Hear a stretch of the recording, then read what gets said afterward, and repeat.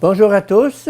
Je continue à vous partager des extraits du livre du professeur Ratzinger, Vivre sa foi.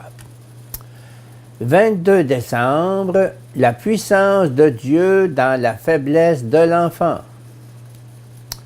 Dans la liturgie, l'événement de Bethléem est présenté comme l'entrée solennelle du roi. Le monde est son royaume, il faut lui ouvrir les portes. Dieu n'est plus séparé de nous par le rideau de fer de son éternité lointaine. Il a franchi la frontière, il est devenu l'un de nous. Et maintenant, il vient à ma rencontre par l'intermédiaire de mon prochain. Si bien qu'une prière qui oublierait la solidarité avec autrui ne serait pas reçue de Dieu parce que Dieu a voulu prendre un visage humain. Quand on approfondit cela, on se rend compte que les pieuses et gentilles pensées concernant ce Dieu qui est devenu un enfant cachent en fait le centre même du mystère de Noël.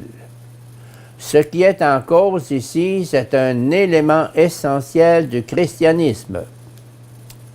Nous voulons parler du paradoxe suivant. La majesté de Dieu n'a pas voulu se révéler par une marche triomphale, comparable à celle des empereurs qui viennent dominer le monde par leur puissance. Mais elle se révèle dans la pauvreté d'un enfant qui vient au monde dans une crèche, ignoré des grands de cette terre.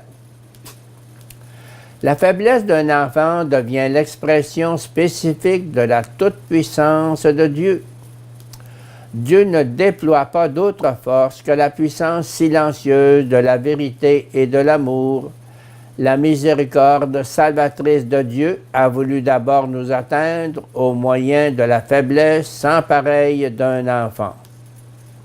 Oui, au milieu des violences et des rigidités de ce monde, quelle consolation de pouvoir regarder la tranquille assurance de Dieu. Quelle sécurité ne devons-nous pas éprouver auprès de cette puissance qui survit à tous les triomphes bruyants de ce monde? Quelle liberté quand on sait cela! Et quelle ouverture à tout ce qui est vraiment humain!